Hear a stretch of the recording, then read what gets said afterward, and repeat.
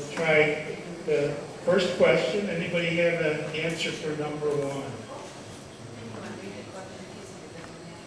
Sword. His dentures. I don't have a copy of the quiz. No, it's not the dentures. Didn't they warn you this is a funny group? Any more copies? The silverware. It's probably apocryphal story, maybe kind of made up like a lot of the George Washington stories. But the myth was that Martha Washington contributed her silverware for the first coins minted by the United States. How about number two? The date gives you a clue. What was America's first commemorative coin? It was minted in 1892. I'm from Chicago. The World's Fair, so it would be the Columbian Exposition. So we would have Christopher Columbus on our first commemorative coin. Number three, in 1864, this motto first appeared on American coins. It's in the midst of the Civil War. Thank you. In God we trust. This was run by President Lincoln. He liked the idea. It was a very dark time for the United States, and the motto appeared on a 2-cent piece. Number four, you probably remember the 1943 steel pennies. What was the reason why? What was needed? Copper. So the coinage was changed to steel for the use of the copper during the war effort as well. Number five is a trick question. Anybody have an idea? Sacagawea. Sacagawea. Someone said that earlier on Pocahontas, but it's not Pocahontas. It's Sacagawea. No. Who was before Sacagawea? Right from this area here. Suffragette. Seneca Falls. Susan B. Anthony. That was the earlier one. This one was actually for number five. That was Queen Isabella on a commemorative American coin giving Christopher Columbus permission. Number six. I know you can get this one. Portrait of three famous people have appeared on modern dollar coins, all of which have failed to circulate. We mentioned two of them. Sacagawea, Susan B. Anthony. Who was those great big ones? Dwight D. Eisenhower as well. Number seven. Which 20th century presidents who died in office are depicted on American coins? JFK. FDR, thank you. And FDR was depicted on the 10-cent coin on the dime. He suffered from polio, and he sponsored the charity, which was called the March of Dimes. So that was the reason why his portrait appeared on American coins. How about number eight? First African American to appear on a coin. Who was the third one you said? The third president you didn't. Oh, I'm sorry. Portraits of three famous people. That was Eisenhower. So it would be Eisenhower, Susan B. Anthony, and Sacagawea. And then in number seven, we have the FDR and JFK, the first African American to appear on a commemorative coin. Tuskegee Institute. Booker T. Washington. Very good. Any Latin scholars? This appears on a lot of our coins. Most people don't know what it means. E pluribus unum. One from many. One from many, or we are one. And the last question, what is the world's most valuable coin? How much did it sell for? The 1933 double eagle coin, and it sold for $7.5 million in auction. So this is a unique specimen.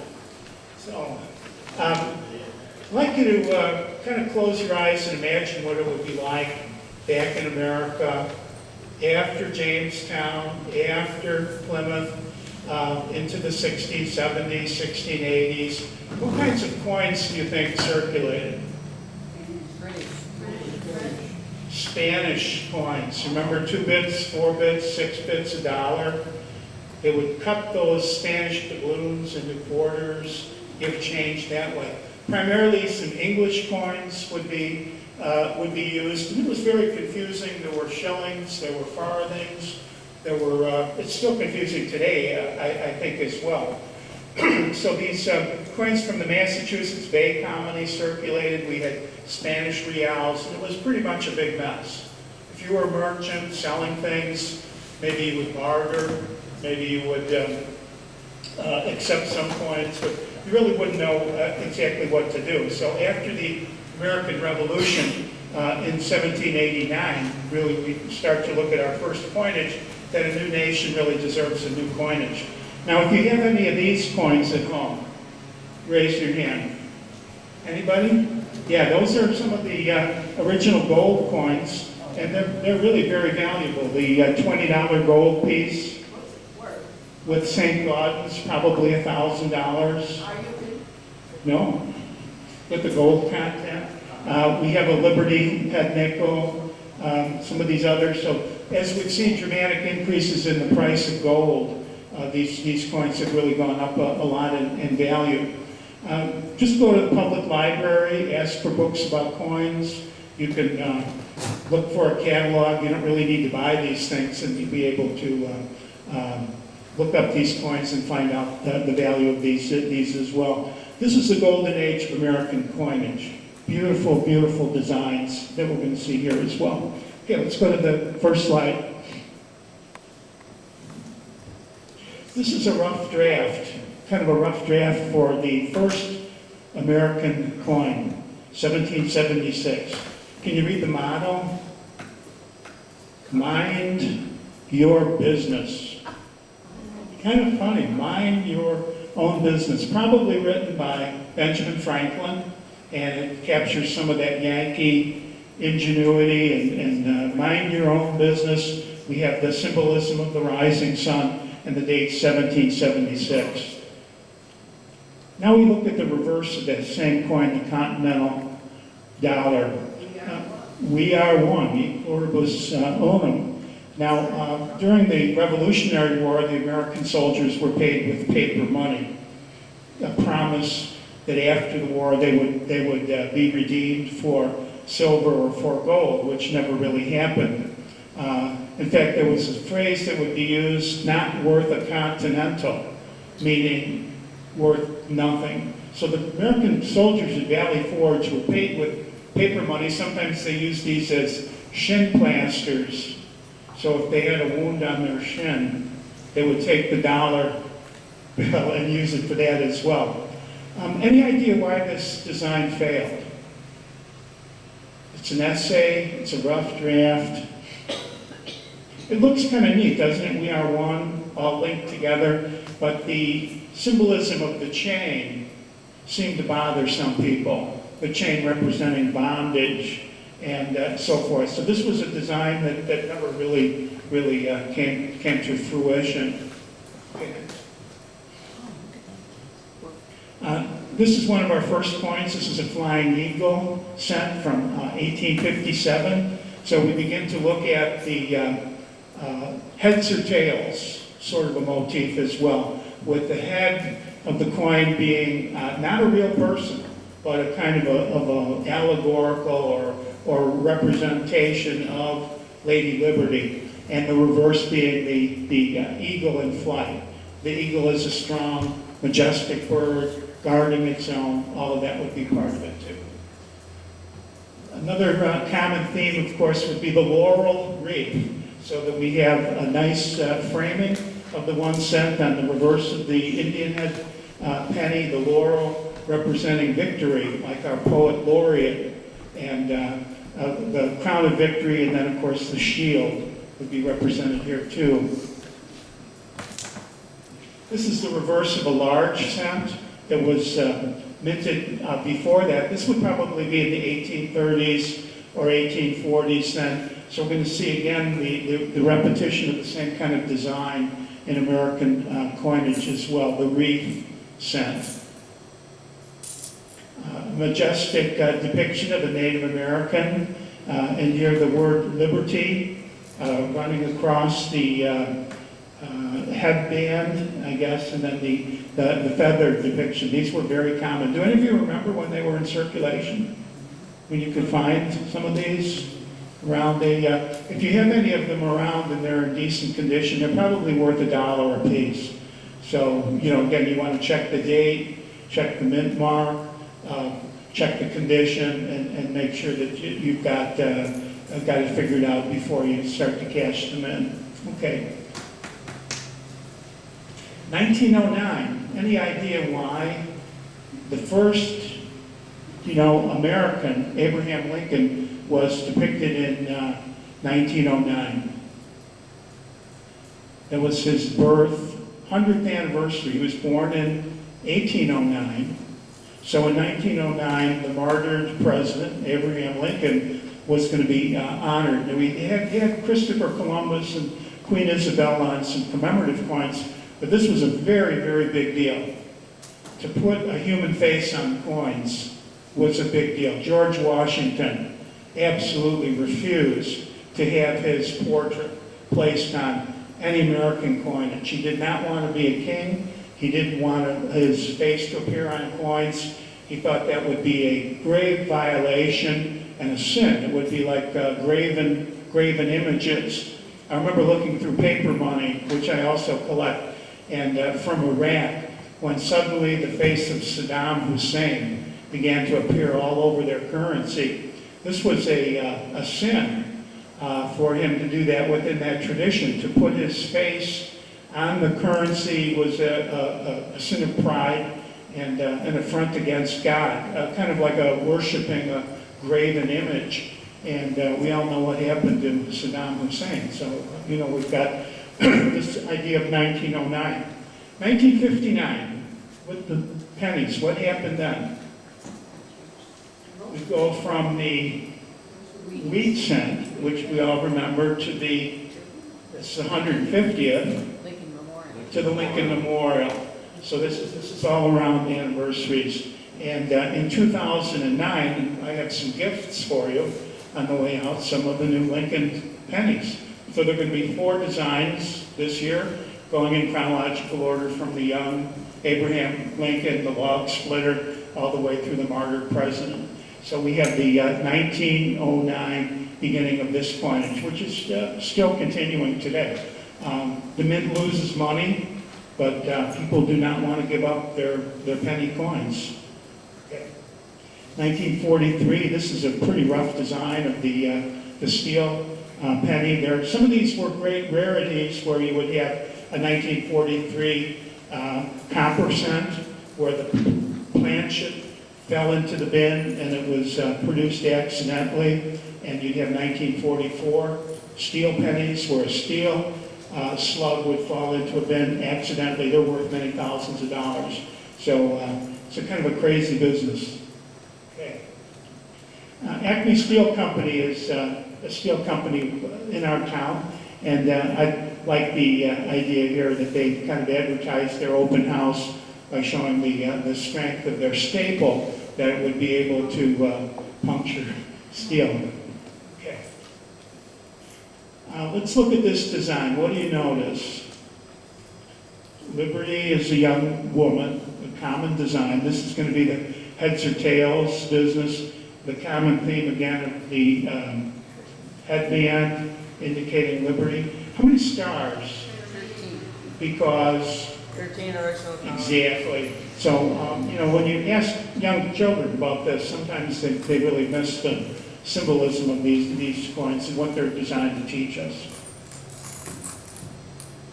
This was the last year of the wheat penny, 1958. If you have wheat pennies, hold on to them. They're probably worth 3 to 4 cents just because of the copper value.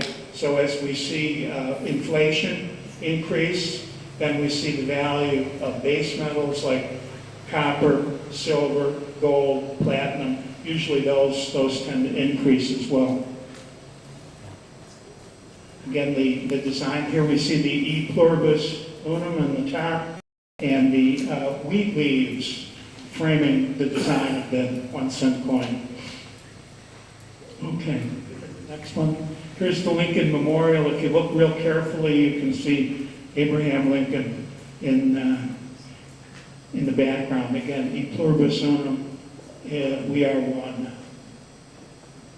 Okay, we're going to move now to the Civil War period, and the theory here is that bad money drives out good money. Bad money drives out good money. Imagine being in the Civil War. If you had gold, if you had silver, what are you going to do with it?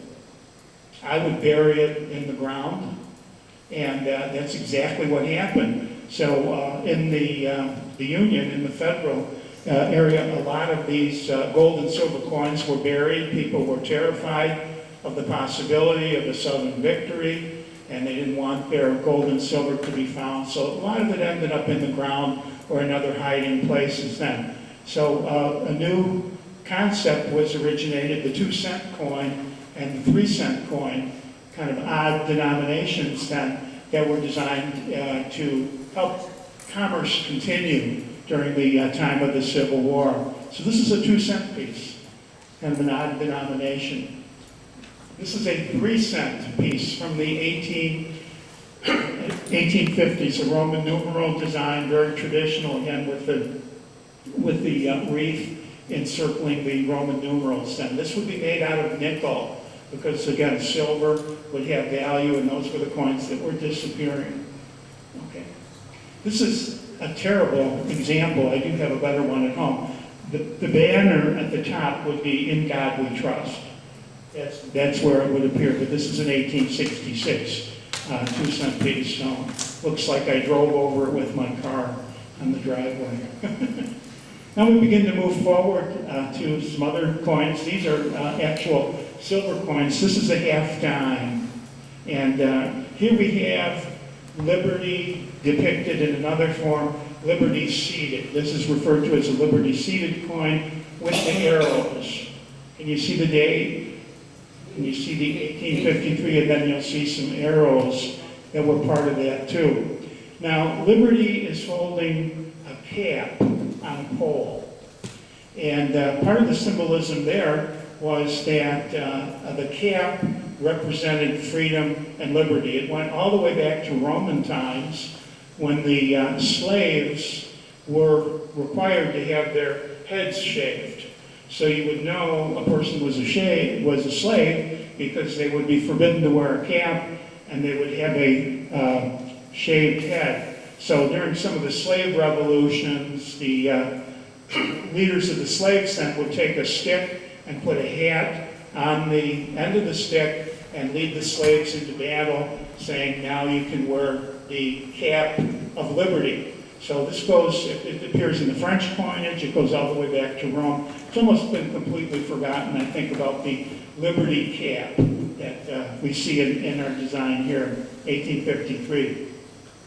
This is one of our first nickels. It's called a shield nickel, 1866 design. It was made out of nickel. It's a very hard alloy. It did not take the design very well. It's difficult to find them in decent condition as well. Okay, we're doing the nickels now. This is, again, it's the shield design, 5 cents. Now, it's important we include the cents on here, and I'll show you why in a minute. So we have these, again, going back to this. Do any of you recognize these? These are the Liberty Head nickels, very common, very commonly circulated in 1883. Again, notice the continuation of the same theme. 13 stars, Lady Liberty, not a human. Of course, we don't see that until 1909 with Abraham Lincoln on this as well. Let's look at the reverse of this as well. It reads United States of America, E pluribus unum, and the V. Now, some of the unscrupulous people actually gold-plated these coins, and then took them to market and passed them off as $5 gold pieces. It was clear that the word cents was not on the design, so in the next slide, we're going to see how the word cents had to be added to the design to prevent that fraud. But it's the same continuation, the Roman numeral design, the designing of the wreath representing liberty as well. Everybody remembers these, the buffalo nickel, the bison, again, a beautiful coin. It really fills the design. The earlier coins, the date was the highest point on the design. So you find a lot of these buffalo nickels then where the date has been completely worn off. And it isn't until the mid-20s that design is changed. So it's a very powerful statement, I think, of Native American pride. Okay, next one.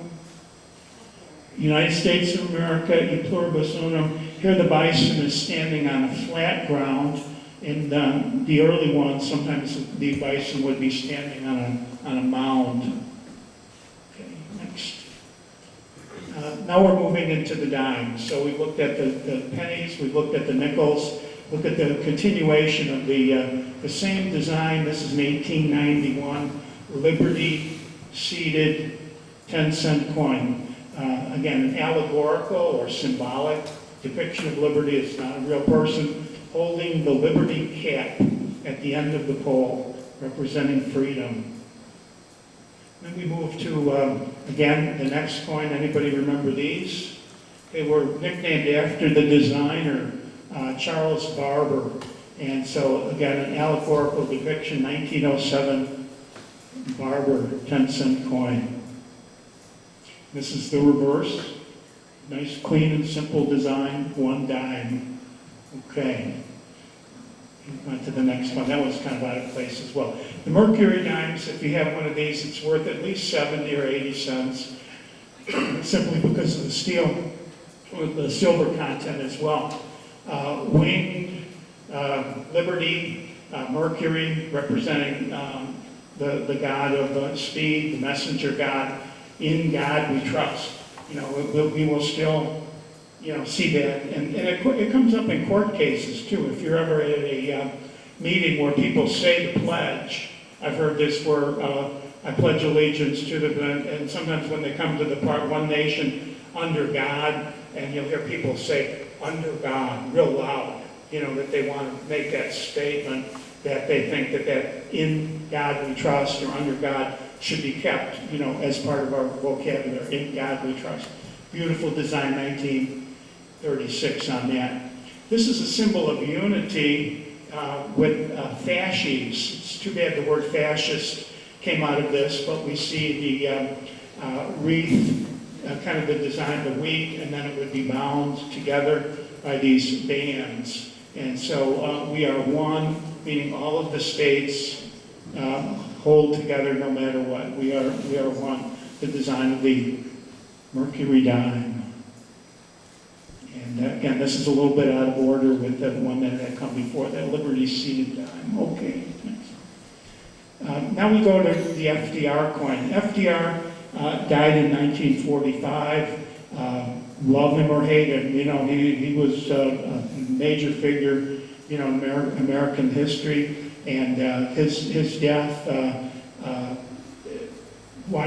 people wanted to commemorate the death. So the flame of liberty, or the flame of the eternal flame, is part of that design. And they really put this together pretty quickly. He was dead in 1945, and they had the 10-cent coin designed and in circulation in 1946, which is pretty fast for these things. So it's a very popular design. What's the branch on the left? I see the oak on the right. What's on the left? It looks like some kind of fruit. Can we go back to them? This right here? Yeah. I don't know. What do you think? It's a tree. Probably maybe wheat, or these are symbols like a fruition, the idea of maybe agriculture and that we're productive, I think, as well. Does it look like, maybe it's corn? I don't know. I'd have to check that, but It looks like a tree. It's just another tree, you got one kind of tree on one side and one on the other. That's the oak. Is it an olive that's the oak tree, and the oak, of course, Is it is. an olive tree? Oh, it's an olive tree, thank you. Now we know. And They olives, look like that. what do they represent? It was supposed to represent something. Well, olive branches for peace. Peace. So sometimes you'll see the eagle, thank you for that, you know, the eagle holding an olive branch in one hand and an arrow in the other. You take the choice. Which do you want? Peace or war? So we see it again, silver. 1964 is the key year to remember for the 90% silver. So if you have any of these coins up to and including 1964, they're worth at least 7 or 8 times their face value just for the silver. Now we look to a design for the first quarter. We're moving forward with the bust design. We have the majestic figure of the eagle, and notice the arrows and the olive branch. See, good, the olive branch and then the arrows representing that kind of symbol, and then we have the shield representing as well. The 13 stars continuing as part of the symbolism as well as E pluribus unum. That little S there stands for San Francisco. So when you look at mint marks, you see where they were San Francisco or Denver and so forth, or Philadelphia. Remember these?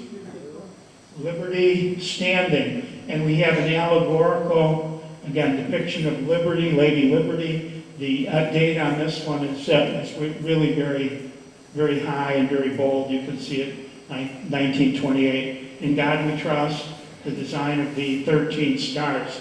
It was quite a scandal when this came out in 1916 because Lady Liberty, this sounds funny, but you know, I mean it is 2009. Lady Liberty was showing her breast, and many people took offense at that, and so the artist had to go back and redesign the coinage so that we have the covered breast design and the open breast design from 1916 and 1917. Again, holding the olive branch and holding the shield. Beautiful coin. Same continuation of the stars, you're getting the idea. These are important, powerful symbols for America. 1932 was the bicentennial of the birth of George Washington. And we've seen the 50 states program go through, starting in 1999 with the Delaware quarter as we've finished these, and so we see a dramatic design of George Washington. By the way, if anybody... Was that the first coin his picture was on? You know, I want to say yes, but I'm not sure. I think so with that. He's all over the stamps. Washington and Franklin, you know, were the powerful symbols. But and part of this was because Washington did not want his portrait. He didn't want to be a king. He retired. Where did he retire to? Mount Vernon. And he wanted to breed dogs. That was his real thing. The dogs would obey him, unlike the senators. And he was interested in science and breeding dogs for speed and strength. And that's what he really loved. So he had a wonderful retirement, I guess, in Mount Vernon. 1776 to 1976, all kinds of bicentennial coinage as well. This one is rich in symbolism with the drummer boy, the eternal flame represented there, as well as the artist's initials. Now, with the Lincoln had sent, Victor D. Brenner was the designer, and he put his initials on the reverse of the coin, and a lot of people didn't like that. So the rarest of the Lincoln cents is the 1909 SVDB. That would be produced in San Francisco with his initials, Victor D. Brenner, on the reverse. If you have one of those, it's probably worth $700 or $800. This has been very, very successful, the Delaware program. Again, most of us don't really know who these people are. Caesar Rodney, deathly ill with asthma, with cancer, all kinds of things, but they needed him to be the deciding vote in one of their meetings then. So despite his illness, Caesar Rodney gets on a horse, rides 100 miles, signs, I forget which document or whatever, and then promptly dies. So he becomes, an important kind of a symbol. Caesar Rodney, de pluribus unum. There's all this symbolism here that we see too. Now we're looking at a bust $50. Bust because of the prominent display of the bust, the 13 stars, the liberty, and again the cap as a dominant feature. This shows up a lot in the French Revolution. Jacques, Marianne, the cap becomes a real symbol for that. 1834, probably one day's wage for a worker.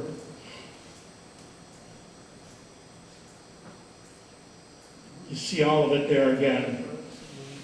De pluribus unum, the eagle, the olive branch with the arrows, and then the 50. I guess they didn't have room to put the word cents in there, so we just had 50C with that.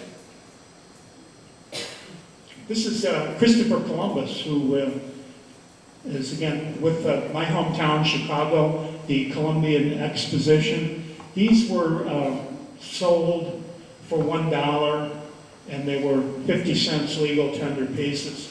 The other 50 cents went to defray the cost of the Columbian Exposition. It's a little bit like the breast cancer semi-postal stamps.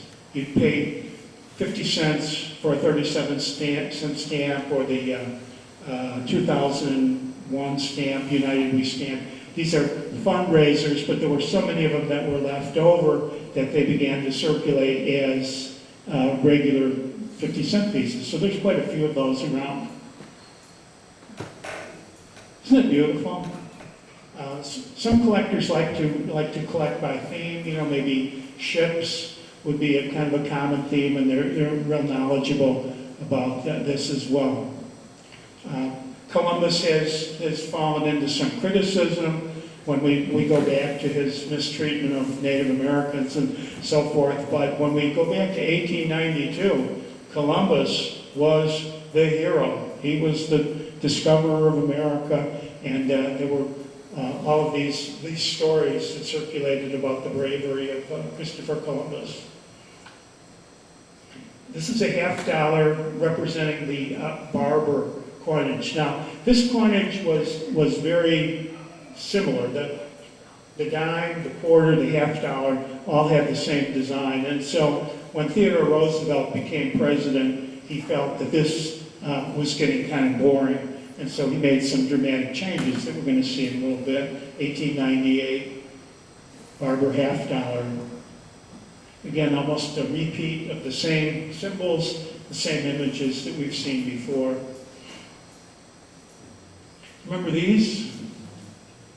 Liberty Walking $50, really majestic. Now we introduce the rising sun for America, but again, the dramatic theme of agriculture and fruition, and just beautifully designed. These are silver coins. If you have one around, no matter what condition, it's worth at least 8 times the face value. The powerful eagle, again, majestic symbol of America. This is where heads or tails comes from. So now you know about heads and tails. So we have liberty on one side and the eagle on the other. Benjamin Franklin coming in for, again, these are 90% silver coins that were part of that. Everybody, I think, remembers Benjamin Franklin. Okay. He's And headed the other way. The what? His face is the other way, or most of the coins are this way. Is that right? Maybe the way it was. Yeah, I guess it reverses when you photograph it. No, that's the way it's You have a good eye. Yeah, I mean, really, that's right. I don't know why. Yeah, Lincoln was. Yeah, Yeah, they Most do. of them are they fake. do design it, sometimes portrait right, portrait left. Most of them are. Yeah. I don't know. I had never thought of it. She kept everything she ever had, she ought to know. The Liberty Bell with the correct thing. But here's the eagle. And the eagle too. You good eye, yeah. Go ahead and go to the next one. He's looking the other way then too. Again, not much of an argument about this coin. When was Kennedy assassinated? Was it 1963? November 22nd, 1963. This is pretty quick work to have a coin in circulation 1 year later, 1964. There's a lot of work that would go into that then with the martyred president. I have a friend who goes to Ireland, and he always brings a roll of 20 of these Kennedy half dollars. And so when he buys a glass of beer, he'll say, I'll pay you €8 if you want to, but if you want, I can give you the Kennedy half dollar. And he said they always go for the Kennedy half dollar rather than the €8. So they still love Kennedy. This is the reverse of course, the Kennedy half dollar, containing all of those same important symbols we've seen, the olive branch, the arrows of peace. This is the Morgan dollar. There were other dollars that would be before that. Again, allegorical design depicting liberty on the headband and the flowing. Lots and lots of these were minted as part of the Comstock silver law. There was a big argument about gold and silver and which should be. But at this point then we have paper money that's redeemable in gold and redeemable in silver. Unlike today where a dollar, I don't know, what is it, a dollar? What is a dollar? Nothing. It's not redeemable in anything. It's a promise Try that. to pay. That's right. One economist said, well, our relationship with China is very simple. They give us poison products and we give them worthless paper. I don't know, that's kind of cynical, but we begin to look at some of the people who are wondering what is a dollar, and down the line, what will a dollar actually be worth? So some people look at these as the real deal, and they become a really important part of this as well. Remember in 1981 what happened with the two Hunt brothers? It was $89 or so it went to. Did you sell yours then? Stupid they know. Oh, I know, but people were lined up selling silverware, selling coins. What did it go up to? $89. $89. Amazing. So $89 an ounce for silver. So the two Hunt brothers, Bunker Hunt, I forget the other brother's first name, tried to put a corner on silver. Isn't that something? They were going to put a corner on all the silver in the world, and they began to actually take delivery of these silver shipments so that you'd see semi-trailer trucks loaded with silver with guards riding shotgun, and they would have that silver delivered to their compound in Texas, and they began to. Now, naturally, the federal government became very, very interested in the Hunt brothers. They were worth, maybe 7 or 8 units, a unit being $100 million. In Texas, everybody's a millionaire, I guess, in that concept. So you say they're worth 7 units, 700 million. That wouldn't nearly be enough. And it turned out that the Hunt brothers had partnered with some of the princes in Saudi Arabia, and that was where the money was coming from in order to find, and that's where the federal government really became cautious, because one way to destabilize a country, of course, is to ruin its currency. And so they the federal government flooded the market with silver, and then unleashed an IRS investigation into the Hunt brothers that really destroyed them. So it's a dramatic moment, and we go back to that these peaks and valleys, very exciting. That I think it was only at those real peak points for maybe four days or so, but then it took a very, very dramatic crash as well. Following World War I, and we have the peace dollar, again, a beautiful kind of a design with liberty and the whole face really, really filling the whole design. And then in God we trust as part of the design too. I think we had done that one already. Now we see in 1971, the first introduction of the dollar coin, which has consistently failed. Unlike the European countries, which retired the €1 bill and the €5 bill, we continue to produce, the Bureau of Engraving and Printing continues to produce $1 bills and $5 bills. So it's as if this is really going to doom these to some kind of failure, I think. I think Eisenhower died in 71, if I'm not, again, this would be memorializing a very popular president, Dwight D. Eisenhower. Some people think the reason that the dollar bill is continuing is because of a lobby of the paper industry that produces the paper to produce the dollar bills, and that they're very popular and they're going to continue, producing these until that's broken. So we may see this occurring in our lifetime. This is a reverse representing, what does that represent?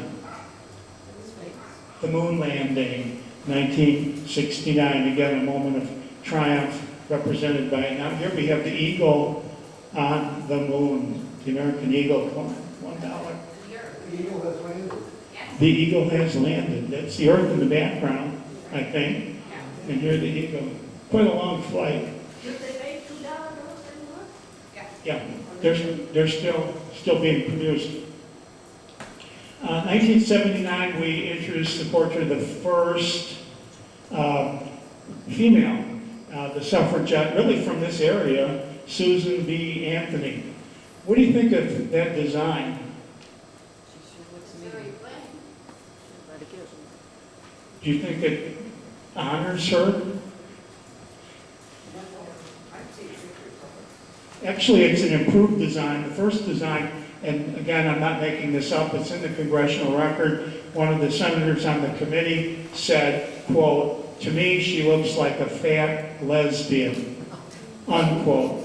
Our senators are not always as bright as we would hope they would think. So the artist went back and tried to work on it a little bit and make her a little bit more cheerful. It's as if they would say, well, you want a woman on the coin? We'll give you a woman. And, it was very, not a real popular coin. The confusion with the quarter, of course, was part of this too. She has the high cheekbones. She has the high cheekbones. Cheekbones become important with Sacagawea, with the next one too. I'm going to point out the mint part, so The mint? people know what that is. Yeah, the P would represent Philadelphia as well. When the Sacagawea, the golden dollar, first came out, the same senator, his comment was, to me, she looks too much like an Indian. Someone reminded him that Sacagawea was in fact an Indian, and she was the guide with Lewis and Clark and so forth. But the artist went back and softened the cheekbones and tried to make Sacagawea look more white, than an Indian. This is the half-cent coin in 1828 that I guess we didn't have that with the other one as well, with the Liberty design as well. Again, looking back at the half-cent, I think, as well. These are just some oddities kind of thrown in at the end. Occasionally the mint will really screw things up, and this is a coin that is struck out of collar. Interesting, $3 or $4. How would that have gotten out? An employee? And they're not supposed to. They're supposed to watch for that, or they have machines to do that. And so these become somewhat rarities as well.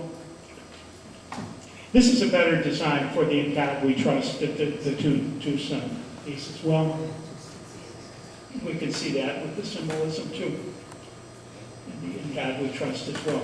We're going to talk about some of the other, these are called commemorative coins. And I like coins with a kind of a controversy with them. So we looked at the Columbian Exposition $50, and all the states began to jump on that. They knew this was a pretty good deal, that people would be willing to pay $1 for a $50 coin. And so in 1925, we have, I believe is that where Stone Mountain is in Georgia? Yes.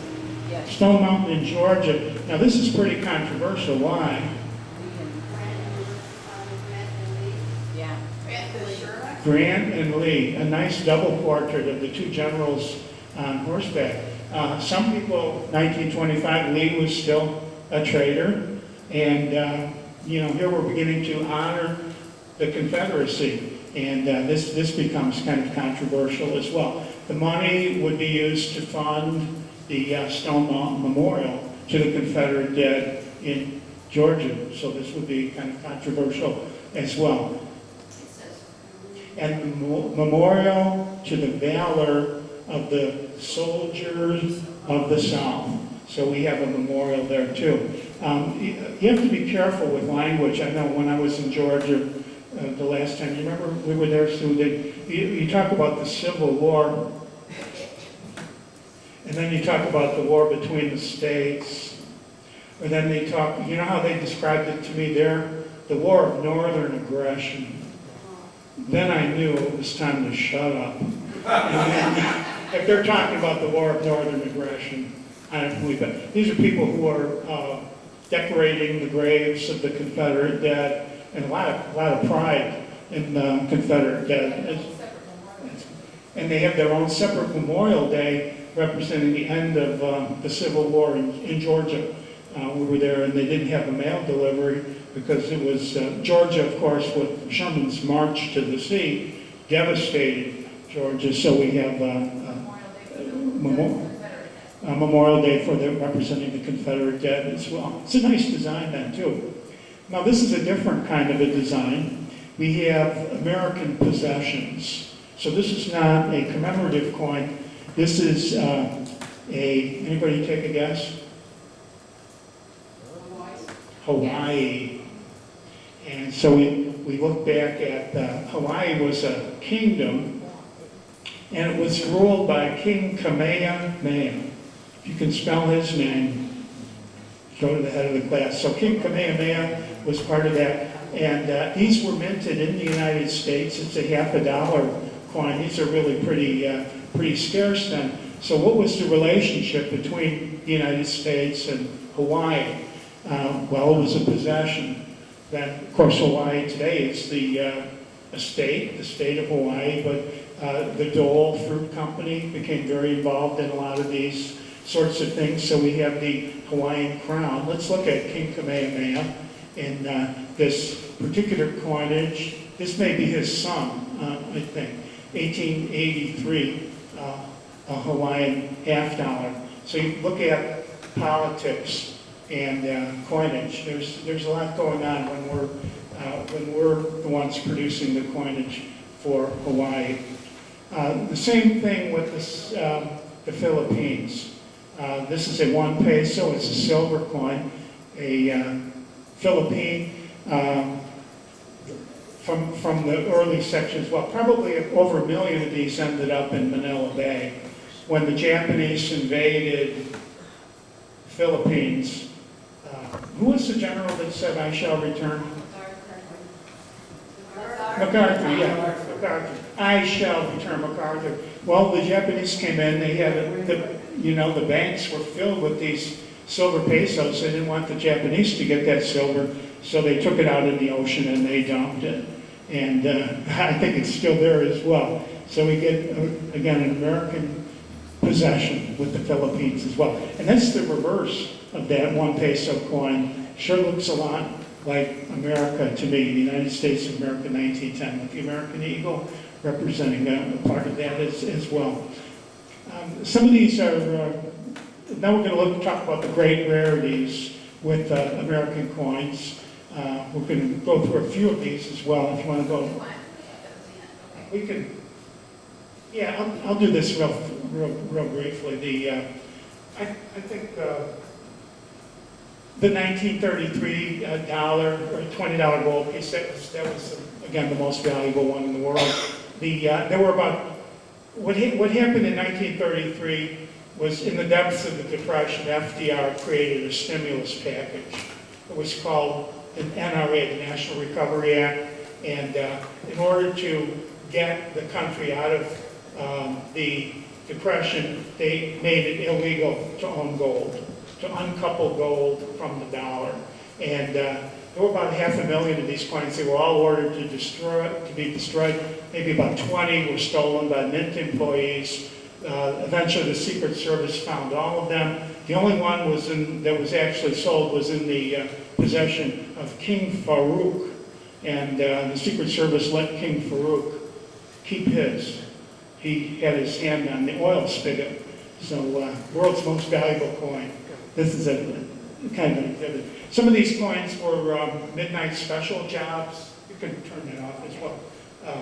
Like in 1894, the director of the Mint went in at midnight, presumably he had the key, and he privately minted 24 dimes. He gave them to various friends and relatives, told them, hold on to these, someday they'll be worth a lot of money.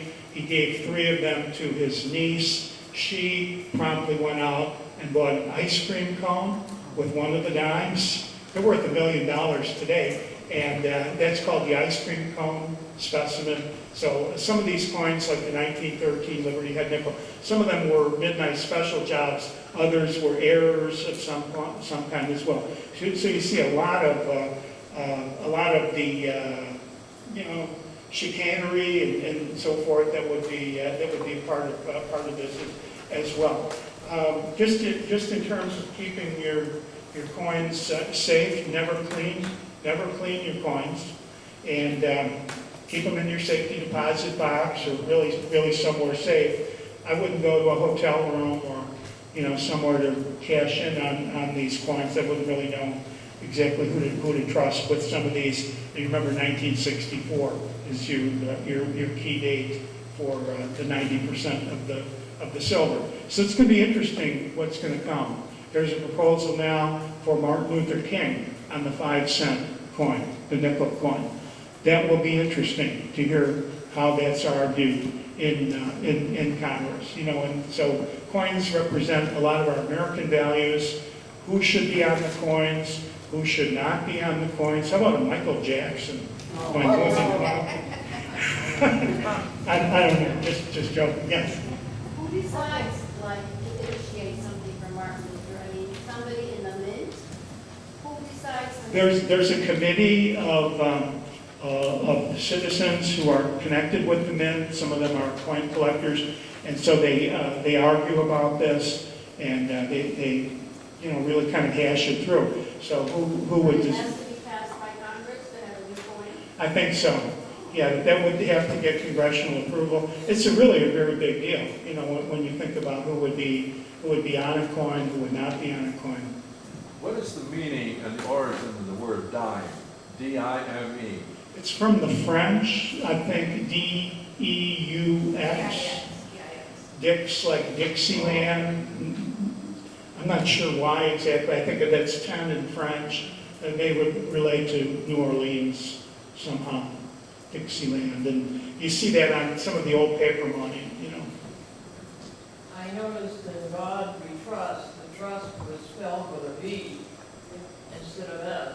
Yeah, that was common with that type of. Isn't it? They make it worth more? Or No, that would be the way that, I'm not sure what you would call I it. think it's easier for the engraver to make a V than a U. Yeah, that's easier for the engraver to make the V rather than the U as well. So that would be a stylized kind of spelling, I think, as well. You should tell them about the Mint website. Oh, I have the Mint website in the back on the table. I have that if you would like to. I have some of the products. The Mint has produced 2 silver dollars. The first was honoring Michael Dubacki, the guy that originated the heart, the artificial heart. And the newest one just came out, and that honors Louis Braille, who invented the Braille system. I love collecting coins because I always learn new things about that. Braille was actually used in the military to transfer messages. So if you were in the dark, you wouldn't want to light a candle to read a message then, so you could pass a message to someone and they could read it with their fingers. So Louis Braille, who was blind himself, invented that. There's and two he's blind. brailles. There's two braille coins.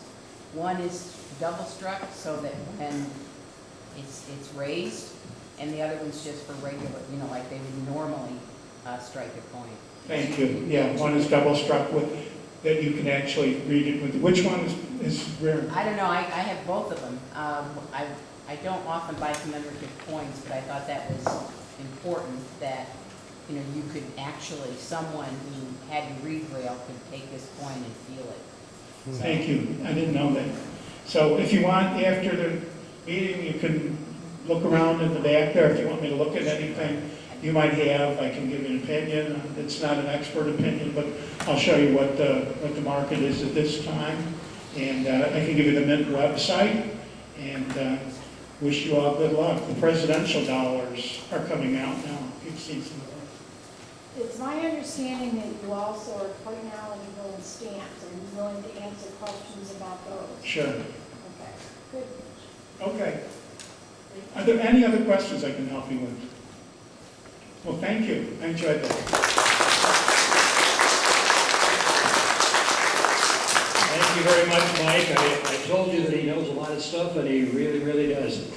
Got some refreshments over here. Mike's going to be here. He's got some things you can look at over here. So please, do that and talk to each other, have some fun, have some good things. Tell them if they didn't get their penny gift, it's over there. And when's the last time somebody gave you a whole penny gift? It's over here on the table.